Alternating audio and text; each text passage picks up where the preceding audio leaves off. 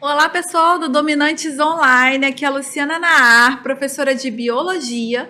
Esse módulo é um módulo sobre classificação dos seres vivos. Estamos falando de reino. Nessa videoaula a gente vai falar sobre a segunda parte de Reino Plantae. Na verdade, a gente vai conversar sobre as plantas de grande porte. Então, como eu mostrei para vocês, existe uma escala evolutiva que separa as plantas em grupos. Então, provavelmente, o primórdio lá, o que deu origem aos vegetais, foram as algas verdes. Aí, foram surgindo as briófitas e pteridófitas, que eu conversei numa outra videoaula com vocês. E nessa videoaula, então, a gente vai falar sobre as gimnospermas e angiospermas, que são plantas que ganharam sementes, flor e fruto. Começar falando sobre as gimnospermas. A principal aquisição desse grupo foi as sementes, tá? Então, a gente viu que de pteridófita para briófita foi ganhar vaso condutor. E de pteridófita para gimnosperma foi ganhar sementes. Pelo fato de não apresentarem frutos, as suas sementes são nuas. Então, isso que significa gimnospermas, né? Espermas são sementes, sementes nuas. Elas não dependem de água para a reprodução. Então, são as primeiras a conquistarem um ambiente terrestre, ok? A reprodução é feita pelos chamados estróbilos. Galera, reprodução de planta é uma das coisas que mais cai em prova. Então, tem que saber que o nome, tá, das estruturas reprodutoras dos gimnospermas são os estróbilos. A fecundação, ela vai ocorrer basicamente pelo vento. Então, a gente chama isso de uma anemofilia, ok? São abundantes em regiões temperadas, que a gente chama de taigas, na verdade. No Brasil, elas são encontradas na região sul.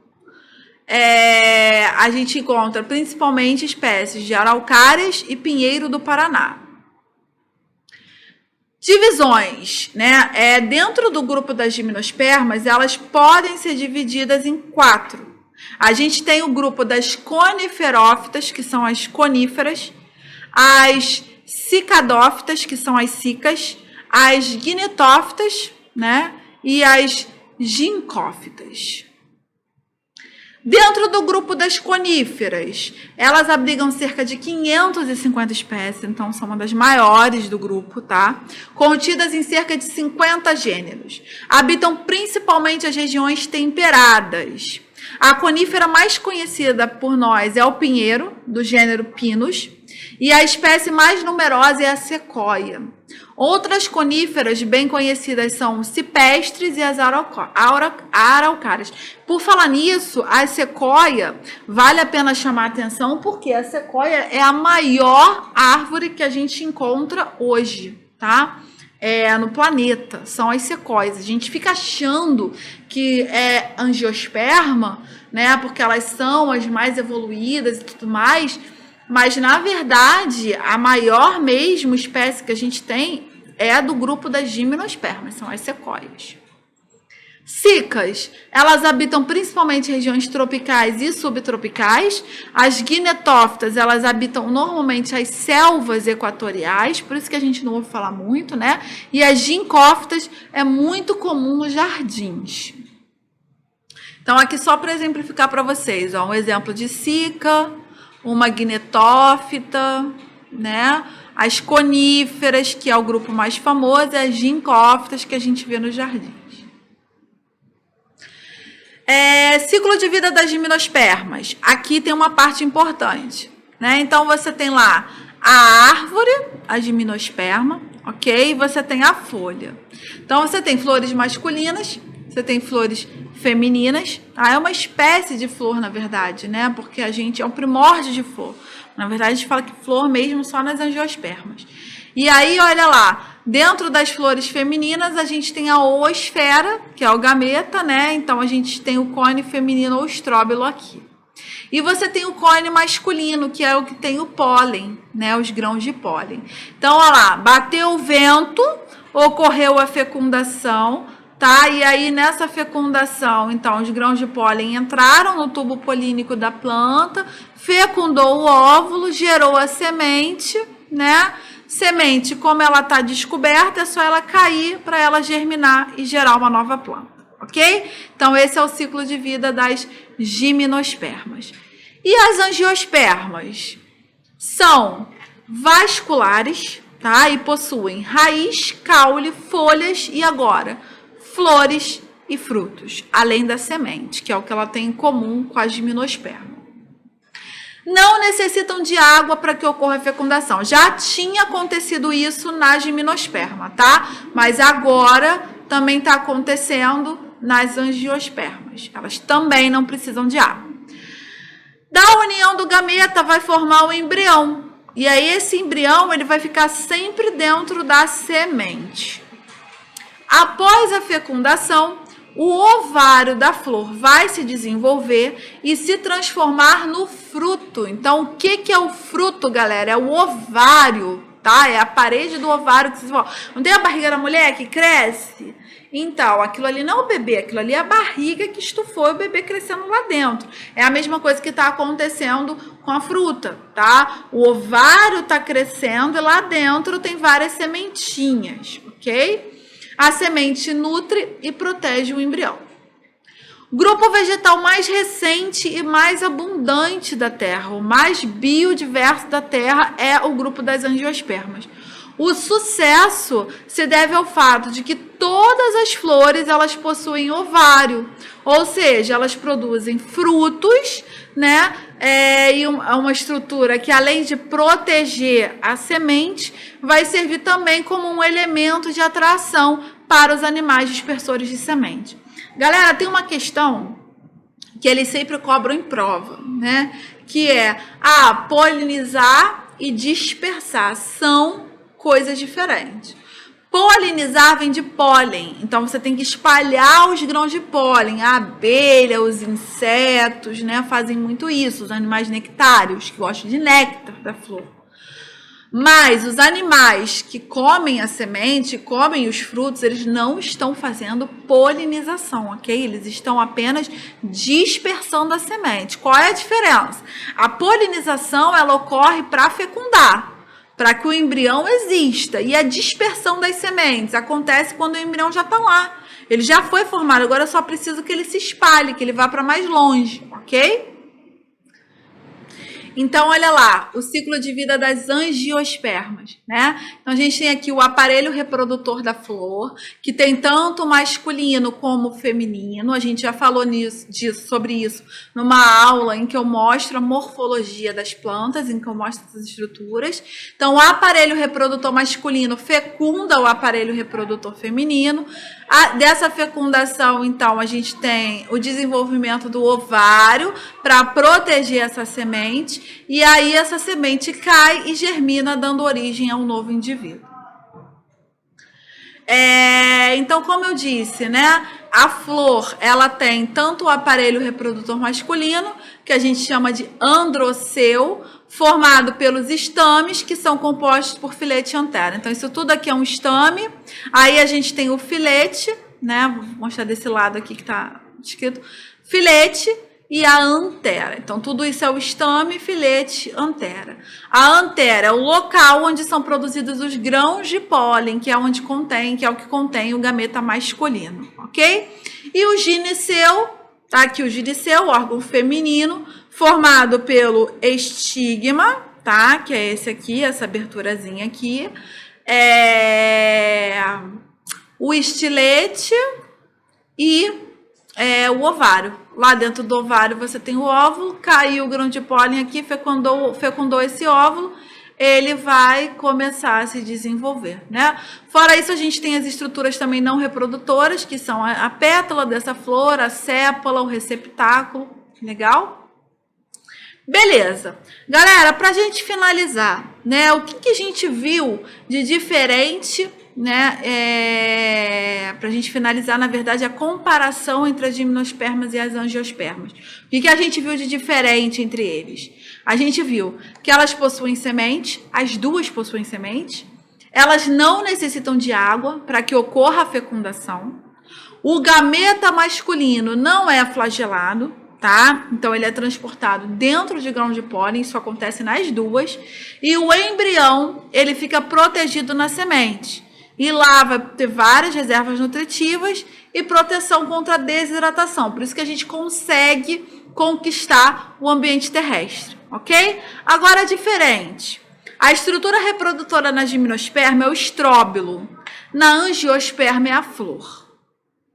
Na gimnosperma, os gametas são produzidos lá no estróbilo e nas angiospermas na flor. Os estróbilos, eles não atraem os animais, por isso na gimnosperma a polinização é pelo vento. Já as flores produzem néctar que atrai animais que fazem essa polinização. As flores nas gimnospermas, elas não possuem ovários, portanto, elas não têm frutos. A semente vai ser nua, enquanto que nas angiospermas, as flores vão possuir ovários, que após a fecundação, vão se transformar em frutos com a semente dentro. Então, isso é um quadro comparativo que a gente tem que ter de ideias, né, de diferenças e semelhanças entre as gimnospermas e as angiospermas. Mas, além dessa classificação em 4 grupos, né, a gente tem também a divisão de acordo com os cotilédones, né, que aí não leva mais em consideração os grupos, mas sim a divisão. Se ele tem apenas um cotilédone ou se ele tem 2 cotilédones, se ele é uma monocotiledônea ou se ela é uma dicotiledônea. Então, os cotilédones, eles têm a função principal de quê? De transferir as reservas da semente para o embrião. Então, de acordo com o número de cotilédones, existem 2 grupos nas angiospermas, né? Algumas gimnospermas também estão dentro das monocotiledôneas. Então, são monocotiledôneas que possuem apenas um cotilédone, como é o caso do milho e do arroz, tá? O grão de milho, ele é, na realidade, um fruto, cujo interior é ocupado por uma grande semente. A semente do milho, ela possui 2 tegumentos, um embrião e uma reserva nutritiva, chamada de endosperma, que é um tecido triploide, 3 Ns, né? Então, exemplos. Estão incluídas as gramíneas, como o arroz, o milho, o capim, trigo, cevada, tudo isso é monocotiledôneas. São plantas com muitas raízes, saindo diretamente do caule e se ramificando bastante, tá? Não existindo nenhum eixo central. Então, ela vai se ramificando, não tem nenhum eixo central mais grosso que dê para a gente dizer realmente que é o eixo central dela. Então, a gente chama de raízes em forma de cabeleiras ou raízes fasciculadas. As suas folhas, elas vão ser dotadas de nervuras que se dispõem paralelamente ao longo do seu maior comprimento. Daqui a pouquinho eu vou mostrar uma imagem mostrando isso para vocês. E aí elas vão ser chamadas de paralelinérvicas, tá? As flores desse grupo, em geral, vão apresentar verticilos constituídos em número de 3 ou múltiplos de 3. 3, 6, 9, tá? Sendo então chamadas de flores trímeras. Agora, o grupo das dicotiledôneas, elas possuem 2 cotilédones. Como exemplo, mamona. O fruto do feijão, né, é a vagem e os grãos, eles vão corresponder às sementes. Cada semente tem 2 tegumentos e um embrião dotado de 2 cotilédones hipertrofiados, onde vão se concentrar as reservas. Entenderam? Então, nos cotilédones, a gente tem as reservas nutritivas. Não havendo endosperma nesse tipo de semente, como a gente viu lá nas monocotiledôneas. Então, exemplo é a família das leguminosas. Só lembrar: feijão, soja, ervilha, amendoim, pau-brasil, ipê, jatobá e outras. Então, olha só o que elas têm diferente. São plantas com uma raiz principal, então agora a gente vê o eixo central dela, né? De onde vão partir várias raízes secundárias. E aí a gente vai chamar de raiz axial ou pivotante. As suas folhas, elas vão apresentar uma nervura principal, da onde vão sair várias nervuras que se ramificam bastante. E aí a gente vai chamar isso de folhas reticulinérvicas. As flores, elas geralmente têm verticilos em números de 5 ou múltiplos de 5. Então, vai ser 5, 10, 15, ok? E aí, elas são chamadas de pentâmeras. Tem algumas mais raras que vão de 4 em 4, tetrâmeras. Então, olha aqui, só para a gente resumir isso que eu acabei de falar para vocês, tá? A diferença entre monocotiledônia e dicotiledônia costuma cair bem em prova. Então, é muito importante que, pelo menos com relação a raiz, caule, folha, flor e semente, a gente tenha em mente. Então, olha só.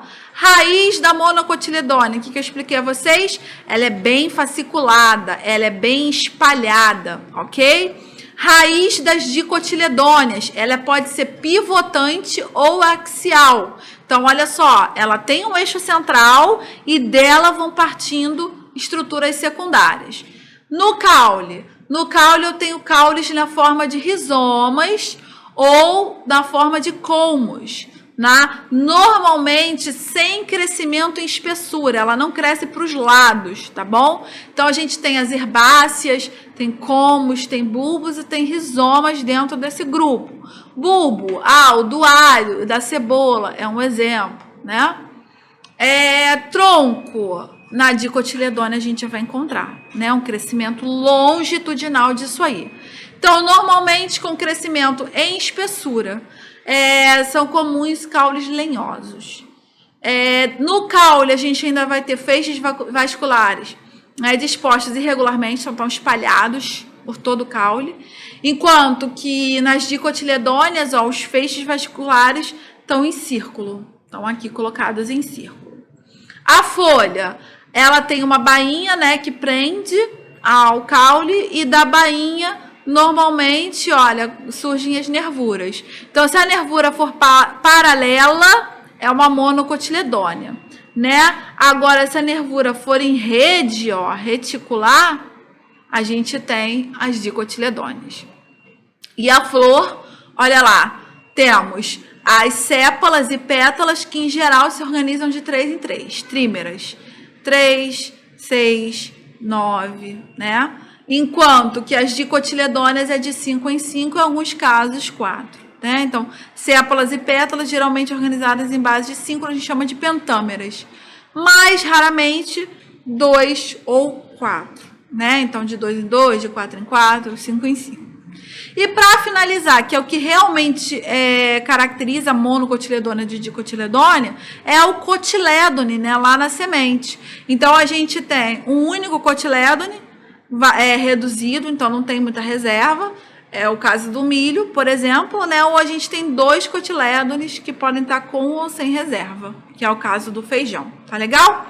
Galera, com isso, a gente encerra tudo que a gente tinha para falar de planta no curso, tá? Então, foram aulas divididas dentro de morfologia, dentro de fisiologia, e agora as aulas em que a gente realmente enfocou os grupos e dividiu em reino plantar. Então, reino plantar, pequeno porte, que foi uma videoaula anterior a essa, e nessa última videoaula que englobou, então, as características dos grupos das de grande porte. Obrigada pela atenção de vocês e até uma próxima videoaula.